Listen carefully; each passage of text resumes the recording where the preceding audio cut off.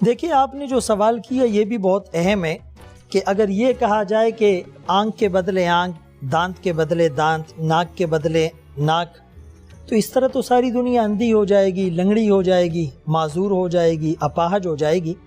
تو قرآن کریم نے جو سزاؤں کا ایک کانسیپٹ دیا ہے جس کو حدود آرڈیننس کے طور پر ہم سمجھ سکتے ہیں، تو فرمایا کہ ایک زنا کرنے والا مرد اور عورت اگر وہ شادی شدہ ہے تو ان کو رجم اور سنسار کیا جائے، اگر وہ غیر شادی شدہ ہے تو ان کو 100 کوڑے مارے جائیں۔ پھر آگے کیا فرمایا؟ وَلْيَشْهَدْ عَذَابَهُمَا طَائِفَةٌ مِّنَ الْمُؤْمِنِينَ، ان کو بند کمرے میں عذاب نہیں دیا جائے، ان کو کراؤڈ کے سامنے عذاب دیا جائے، بھرے مجمع میں عذاب دیا جائے، تاکہ لاکھوں لوگ جب ان کو اپنے عبرتناک انجام تک پہنچتے ہوئے دیکھیں گے تو ان کی عقلیں ٹھکانے آ جائے گی، عبرت حاصل کریں گے اس سے۔ یہ جو قصاص ہوتا ہے کہ ایک انسان کو ناحق قتل کیا، اس کے بدلے میں قاتل کو قتل کر دیا جائے، اب بظاہر تو اس میں انسانی جان جا رہی ہے، لیکن اگر آپ دور اندیشی کا مظاہرہ کریں تو ایک قاتل جب سولی پر چڑھے گا، اس کو پھانسی دی جائے گی تو لاکھوں لوگ قتل سے باز آ جائیں گے۔ اسی لیے شریعت نے کہا کہ ایک قاتل کو سزا دینا ساری انسانیت کی اس میں بقا ہے، ساری انسانیت کی اس میں احیاء ہے۔ جس طرح آپ حضرات نے انٹرو میں کہا کہ عدل اتنا بڑا لفظ ہے کہ اللہ کا نام بھی عادل، رسول اللہ صلی اللہ علیہ وسلم کا نام بھی عادل، بے شک۔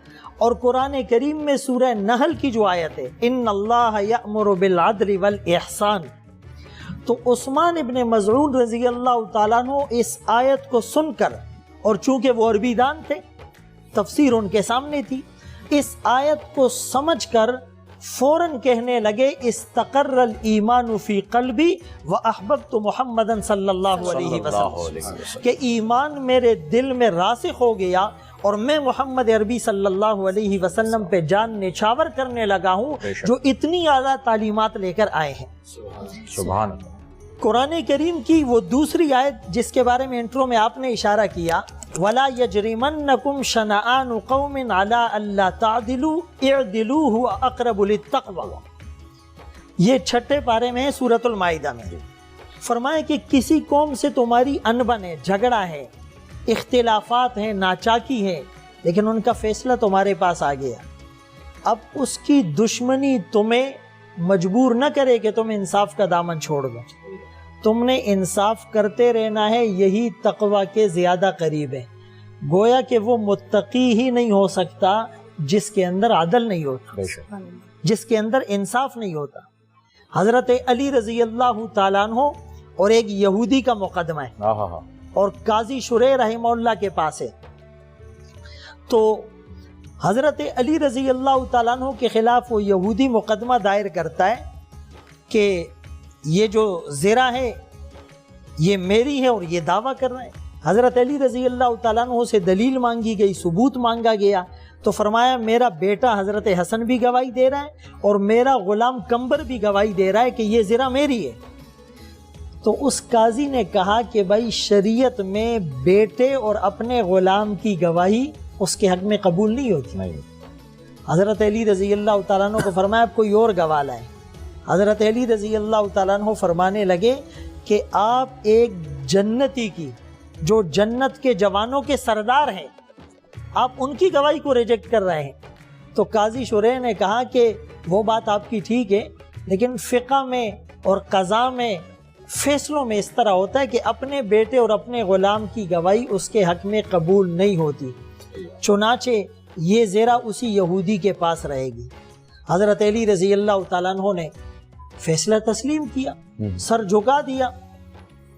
اس کے بعد وہ یہودی یہ سارا ماجرا دیکھ رہا تھا کہ اسلام کا ایسا عدل والا نظام، تو اس نے کہا کہ جی میں اس عدل کے نظام کو دیکھ کر مسلمان ہوتا ہوں۔ اس نے کلمہ پڑھ لیا، یعنی نمازیں دیکھ کر، روزے دیکھ کر اور ظاہری حلیے دیکھ کر لوگ کم مسلمان ہوئے، کردار، کریکٹر اور معاملات کو دیکھ کر مسلمان ہوئے۔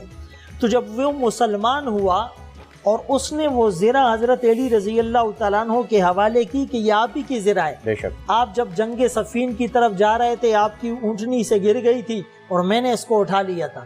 اب حضرت علی رضی اللہ تعالیٰ عنہ کا عدل دیکھیے، اور عدل اور انصاف میں بھی فرق لکھا ہے عربی شارحین نے کہ انصاف کہتے ہیں برابری کو، اور عدل کہتے ہیں کہ جس کا حق ہے اس کو اس سے زیادہ دے دیا جائے. یہ جو اخلاق کے 3 درجے ہیں، اخلاق حسنہ، اخلاق کریمانہ، اخلاق عظیمہ. تو اخلاق حسنہ یہ کسی نے آپ کو تھپڑ مارا، آپ بدلے میں ایک ہی تھپڑ مارے، اتنا ہی مارے جتنا اس نے زور سے مارا. وَإِنْ عَاقَبْتُمْ فَعَاقِبُوا بِمِثْلِ مَا عُوقِبْتُمْ بِهِ، یہ بھی انصاف ہے.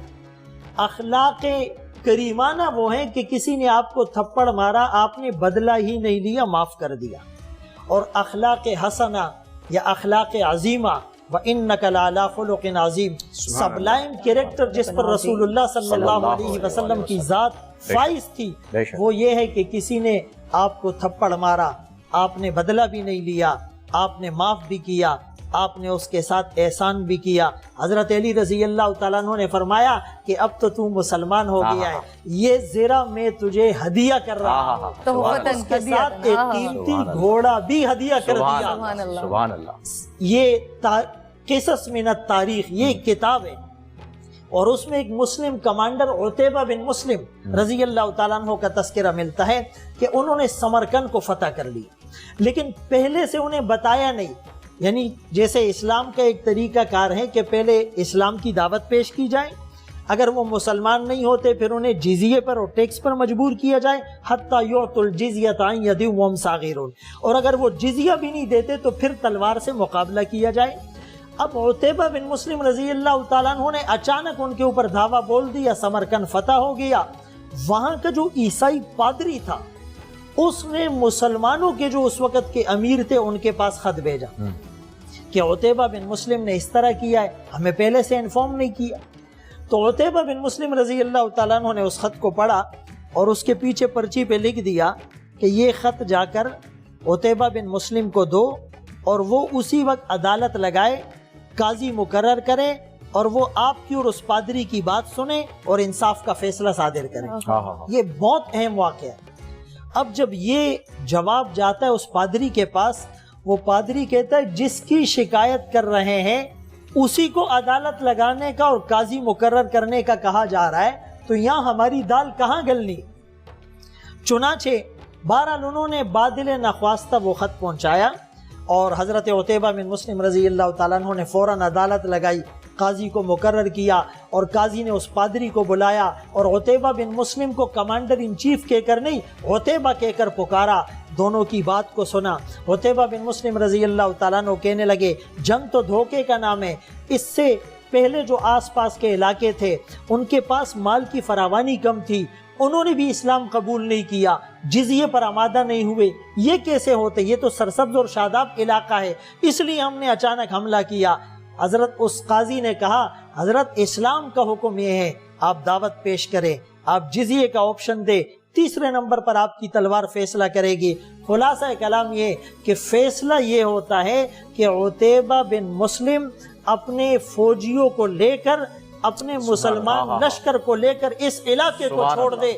چشم فلک نے وہ نظارہ بھی دیکھا تھا کہ اس وقت صحابہ اور تابعین اپنے گھوڑے اور اونٹوں پر اپنے سامان سمیت اپنے بچوں کو گود میں لے کر ان مکانوں کو خالی کر کے جا رہے تھے. چند گھنٹے گزرے تھے، ان عیسائیوں نے بھی اس کو برداشت نہیں کیا اور فوراً جمع ہو کر مشورہ کیا، مسلمانوں کے لشکر کے پیچھے گئے اور کہا ایسا انصاف والا نظام، ایسا مثالی معاشرہ ہمیں تاریخ میں نہیں مل سکتا. ہم مسلمان بھی ہوتے ہیں اور دوبارہ آ کر آپ کو تخت پر بھی سبحان اللہ. اسی چیز کی ہم ایکسپیکٹ کرتے ہیں اور اللہ سے دعا کرتے ہیں کہ اللہ رب ذوالجلال ہمیں حضرت عمر والا وہ دور، حضرت ابوبکر صدیق والا وہ دور، ان کے نقش قدم پر چلنے کی توفیق عطا فرمائے، اور وہ حکومت جو خود کو مدینہ ثانی کا دعوے دار کہتی ہے، وہ عدل و انصاف کے وہی تقاضے پورے تو کرتی ہوئی یہاں پہ دکھائی دے.